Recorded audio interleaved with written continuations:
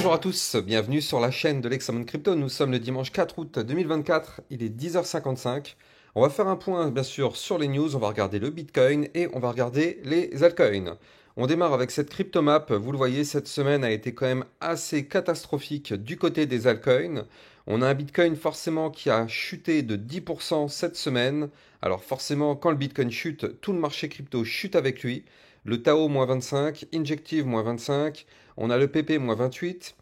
On a eu quand même des petites performances du côté du AAVE, mais franchement rien de bien impressionnant. On a eu aussi des grosses contre-performances du côté du JUP. On a eu le WIF moins 36%. Enfin bref, grosse semaine très catastrophique. Maintenant, bon bah bien sûr, on le sait, hein, si demain le Bitcoin commence à reprendre de la force, toutes les cryptos vont reprendre de la force. Mais si le Bitcoin continue de chuter, tout va continuer d'être dans le rouge et c'est ce qu'on va essayer de déterminer au travers de cette vidéo. Donc installez-vous et on démarre. On démarre avec le calendrier économique de la semaine prochaine. Donc ça va commencer le lundi à 15h45 avec les indices PMI Service. C'est une toute petite semaine, niveau macroéconomie la semaine prochaine.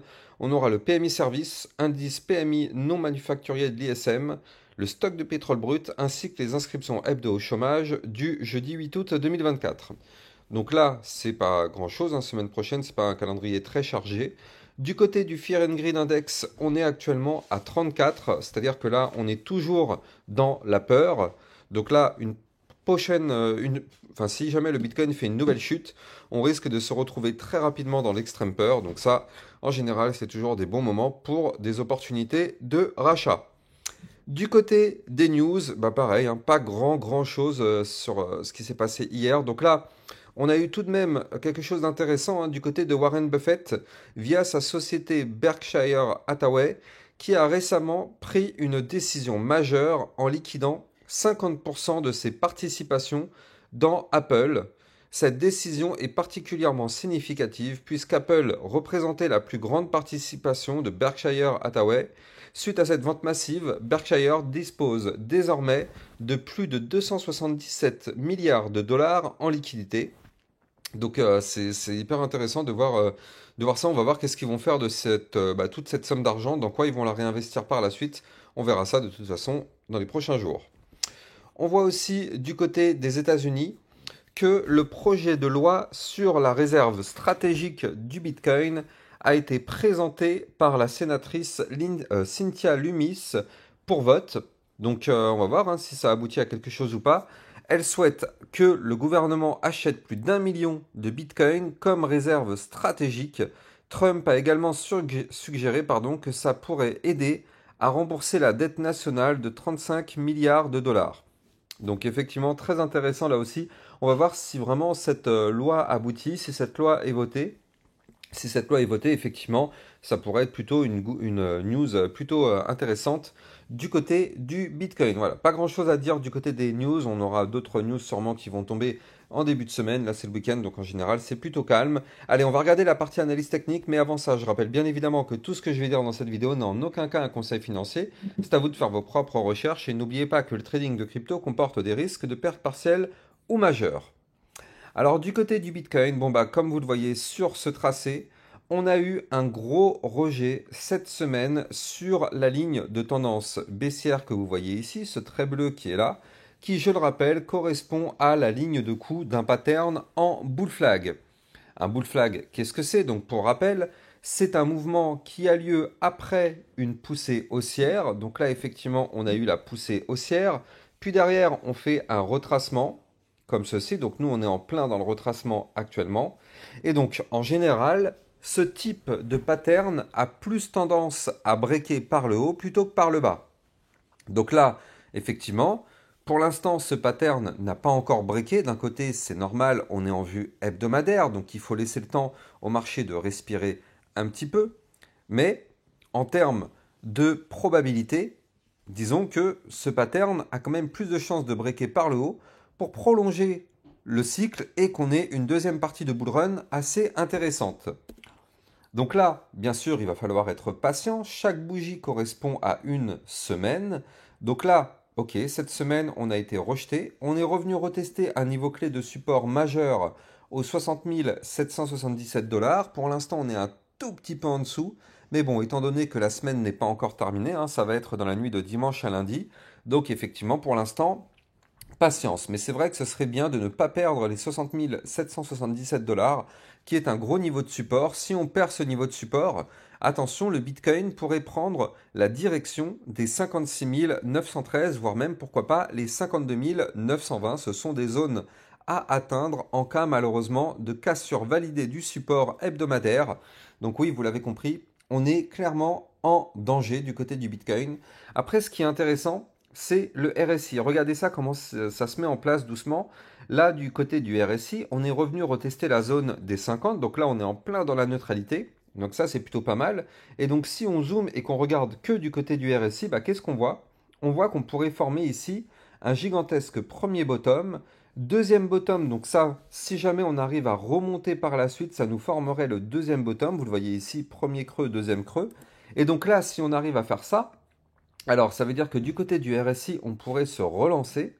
Et vu qu'on est sur une zone actuellement de neutralité, ça pourrait propulser effectivement le Bitcoin vers de plus hauts sommets. Donc étant donné, comme je vous l'ai dit tout à l'heure, chaque bougie correspond à une semaine, il peut se passer encore plusieurs semaines.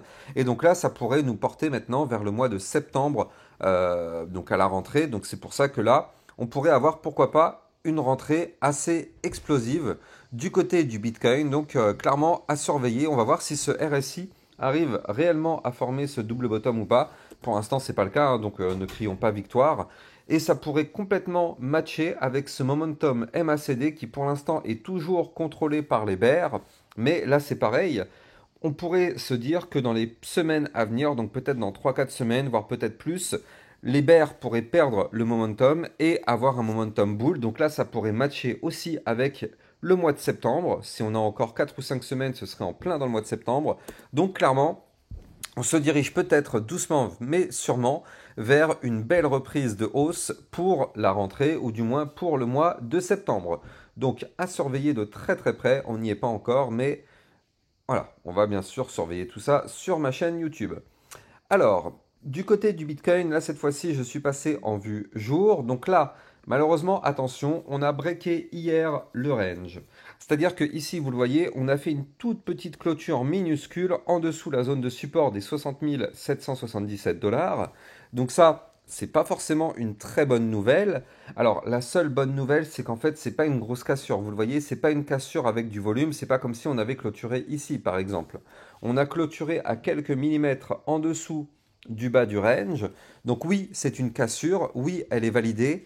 Mais pour l'instant, c'est pas non plus une cassure avec du volume. Donc là, tant qu'on gravite en dessous des 60 777 dollars, on peut très bien les récupérer très rapidement et faire une fausse cassure. Donc là, vu que c'est ce soir la clôture hebdomadaire, donc il faut absolument que ce soir on arrive à repasser au-dessus des 60 777 dollars. Comme ça, on se tire d'affaire. Mais je rappelle que tant qu'on est dans cette zone-là, on est clairement dans une zone de danger. D'ailleurs, regardez ça, si je zoome un petit peu, c'est très intéressant de voir ce que le Bitcoin nous a fait. Vous le voyez, juste en dessous, on avait une zone de support, je vous l'avais déjà donné, 60 073. Et donc on voit que le Bitcoin, pour l'instant, a trouvé rebond de façon ultra chirurgicale sur cette zone de support. Vous voyez la mèche qu'on a fait aujourd'hui, là, ici. Elle est posée pile poil sur le support. Donc pour l'instant, ça veut dire que ça tient.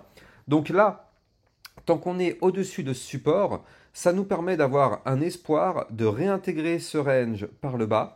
Donc c'est pour ça il faut absolument réintégrer, donc clôturer la journée et donc la semaine au-dessus des 60 777 dollars.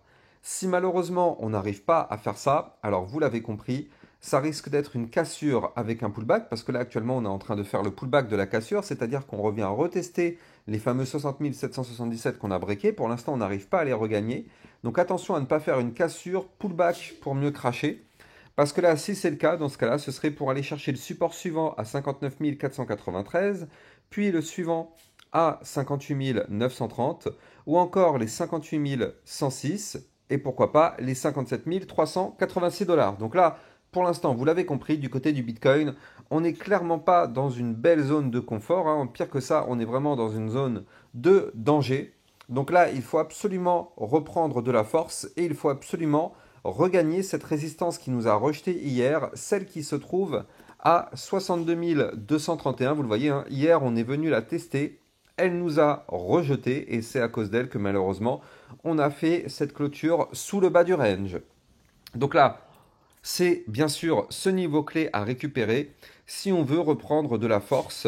Donc oui, c'est pas gagné, hein, c'est clairement pas gagné. Donc ouais, du côté du Bitcoin, c'est pas ouf ouf ce qu'on est en train de voir actuellement. Alors, pour l'instant, on est toujours sur une tendance baissière qui continue, hein. Regardez ça, si je dézoome et que là je passe cette fois-ci en vue 4 heures, eh bien qu'est-ce qu'on voit? On voit qu'on fait à chaque fois des latéralisations chute, latéralisation chute. Regardez ça comment techniquement c'est propre. Alors regardez, on va se mettre comme ceci, j'enlève tous les tracés, je vais zoomer un petit peu. Regardez ça techniquement comment c'est propre. Ici, vous le voyez. Donc on a fait un top, puis derrière on a amorcé une phase de chute, on latéralise un petit peu ici, regardez ça. Dans cette phase-là, on a latéralisé, puis derrière on chute, puis on relatéralise de nouveau, on chute, latéralisation, on chute, latéralisation, donc là, en toute logique, pour l'instant on n'a toujours pas fait de figure chartiste de retournement haussier, donc pour l'instant, attention, la tendance est plutôt à la baisse. Donc si jamais on break ici les 60 186 $, attention, c'est ça qui pourrait déclencher un nouveau mouvement baissier. Donc là, pour l'instant, on n'y est pas encore. On ne sait pas trop de quel côté ça va casser. Si on se met ici et qu'on dessine un petit range, parce qu'en fait, en réalité, on est dans un petit range en vue quoi? En vue heure. Donc là, c'est vraiment du court terme, hein. Mais bon, pour l'instant, c'est ça qu'il va falloir scruter. Donc là, vous le voyez ici, tant qu'on est dans ce petit range qui est ici, ben, tout va bien. La situation baissière s'est stoppée. Donc là, tant qu'on ne break pas ici le bas du range, comme je vous avais donné tout à l'heure, bon, bah, tout va bien. Si par contre on arrive à récupérer le haut du range, donc là, nous, le niveau déterminant qui pourra lancer un mouvement haussier, ce sera les 60 866 $. Ça correspond au haut du range, donc vous l'avez compris, c'est ça le niveau clé en court terme qu'il faudra récupérer si on veut reprendre de la force aujourd'hui et se relancer dans une semaine plutôt intéressante la semaine prochaine, parce que si jamais malheureusement on clôture la semaine, il faut bien le noter, hein, si on clôture la semaine beaucoup plus bas, ça donnera encore une fois eh bien, du grain à moudre pour les bears, pour qu'ils puissent malheureusement continuer de pousser vers le bas. Donc ça passera par ce petit range que je vous ai montré tout à l'heure. C'est ça qui va être déterminant pour la suite de la journée. Et donc vu qu'on est dimanche, c'est la clôture hebdo. Donc ça va être déterminant pour la clôture hebdo qui arrive. Allez, on continue. On va analyser la crypto XRP.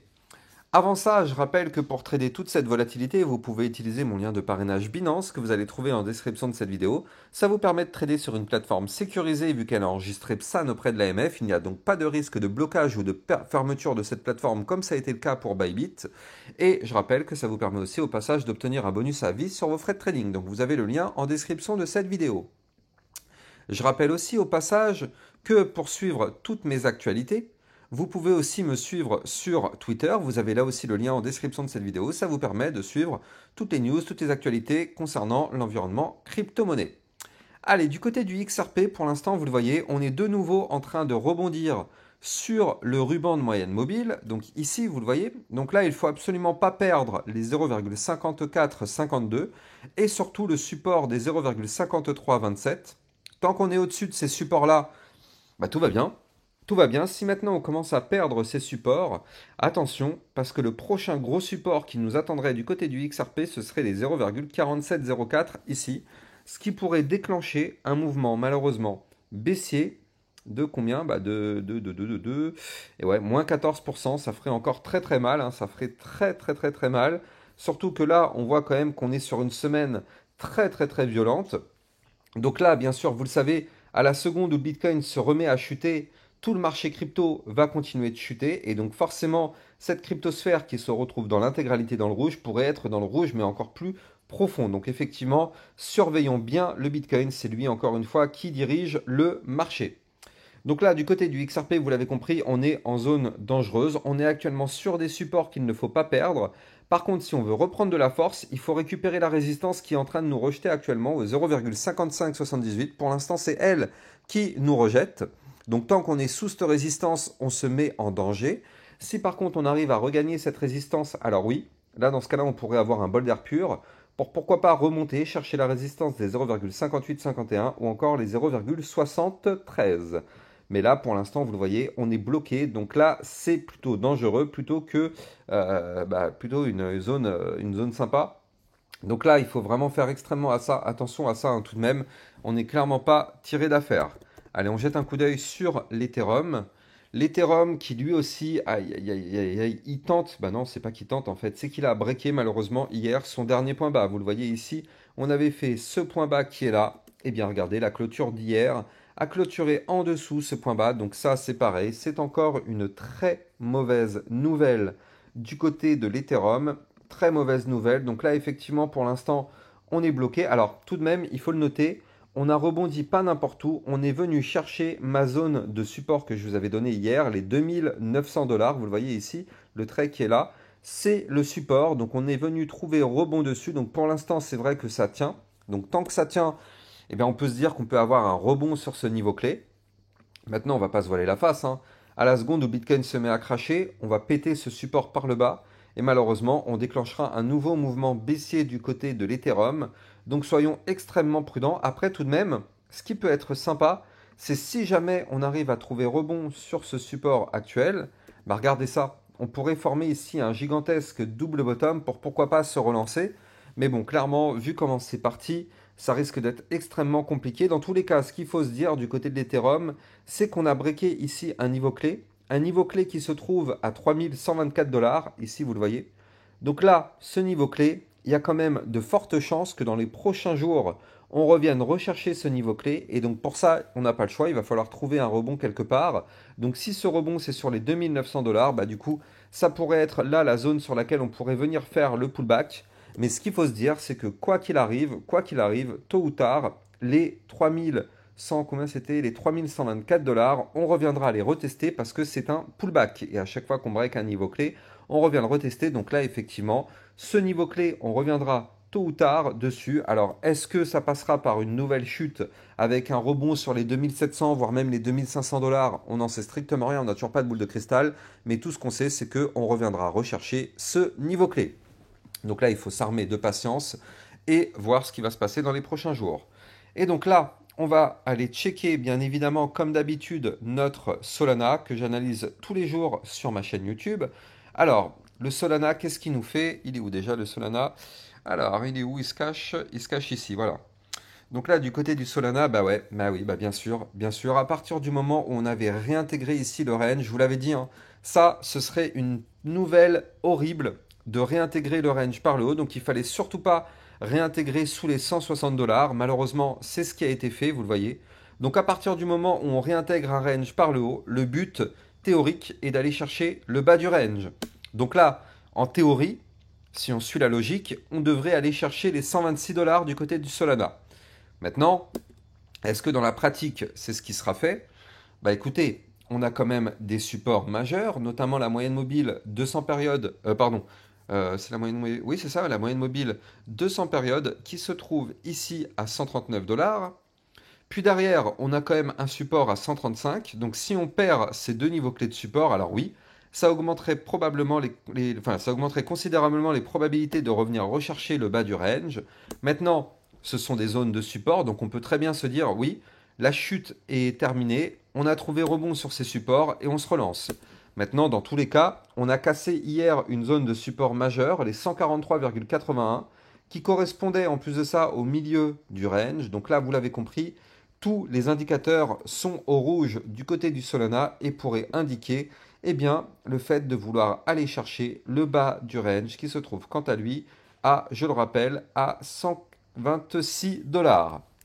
Maintenant, pour le Solana, si jamais on veut réespérer quelque chose, il va falloir dans un premier temps récupérer les 153 dollars, puis surtout les 160,13 pour qu'on recasse de nouveau ce range par le haut et qu'on puisse reprendre de la force. Mais là, pour l'instant, on en est loin.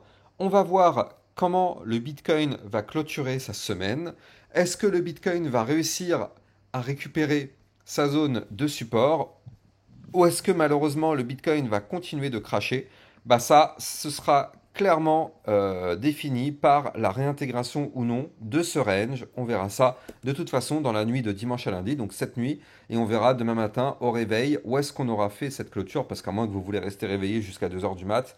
Mais bon, Ça m'étonnerait. Là, on verra bien si demain matin, on aura cet espoir avec une réintégration du range par le bas, ou si malheureusement, on va pas réussir à protéger ce niveau clé et qu'on va clôturer bien plus bas, ce qui serait malheureusement un signal très baissier pour la semaine qui arrive. Allez, j'espère que vous avez kiffé cette vidéo. N'oubliez pas de vous abonner à la chaîne YouTube si ce n'est pas déjà le cas. Like et commentez, partagez pour me donner un maximum de force et je vous souhaite une bonne journée. Je vous dis à plus tard. Ciao, ciao.